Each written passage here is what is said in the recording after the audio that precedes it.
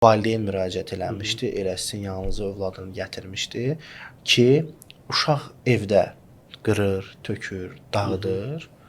Ancaq məktəbdə çox sakitdir, müəllimləri çox tərifləyir, dostları ilə ünsiyyəti çox mükəmməldir.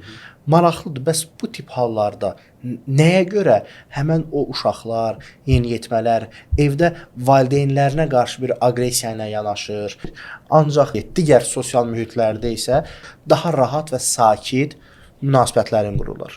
Bu məsələ həqiqətən çox önəmlidir. Məsələn, bir uşaq bütün mühitlərdə problemlidirsə, məsələn, dostları ilə münasibət olsun, məktəbdə olsun, qohumlarla olsun, evdə olsun, burada dərin şəkildə davranış pozuntusu deyək buna. Mən şəxsən daha çox nəyə diqqət elədim? Burada daha çox uşağın aqressiv hərəkətləri kimə yönəlmişdi? Daha çox anaya və bacıya. Ataya qarşı o qədər çox yox idi, qardaşa qarşı o qədər çox yox idi və ətrafdakı insanlara qarşı o qədər çox yox idi.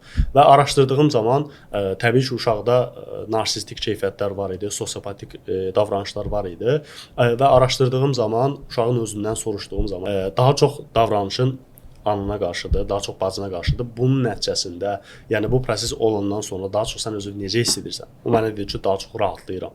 Və arxasınca belə bir sual verdim ki, bəs yaxşı, amma səmimi cavab ver. Onlar necə olsaydı, bax valideynin və bacın necə olsaydı, sən ona bu qədər çox əziyyət verməzdin.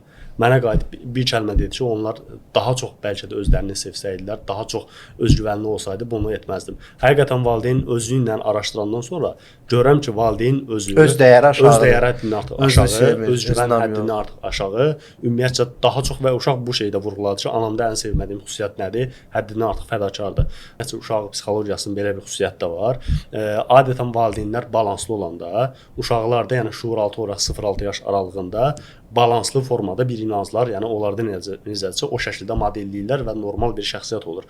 Amma valideynlərdən biri, ikisi ya həddindən artıq fədakar olanda, yəni əzgin olanda və yaxud da ki, həddindən artıq narsistik keyfiyyətdə, narsist olanda tamamilə nə edirlər? Ya onun kimi olurlar, ya da ki, bu da qız uşağı olduğu üçün, anası əzgin olduğu üçün, özgüvəni aşağı olduğu üçün tamamilə necə narsistlik keyfiyyətləri formalaşdırmaq üzrə qərar vermişdi. Çünki o şuuraltı olaraq düşünür ki, əgər belə olmaq, əzizcə olmaq, daha çox başqalarını düşünmək pisdirsə, demək ki, nədir? Bunun tərsi faydalıdır və tamamilə anasının əksi olan bir şəkildə bir şəxsiyyətə çevrilmişdi. Orada nəticə necə oldu? Ananın özgüvənini inkişaf etdirməklə və xanımın da daha empatiya duyğularını, daha başqalarını düşünmək üzrə inancları inkişaf etdirməklə burada balanslı bir vəziyyətə gətirməklə problemi həll etmək oldu.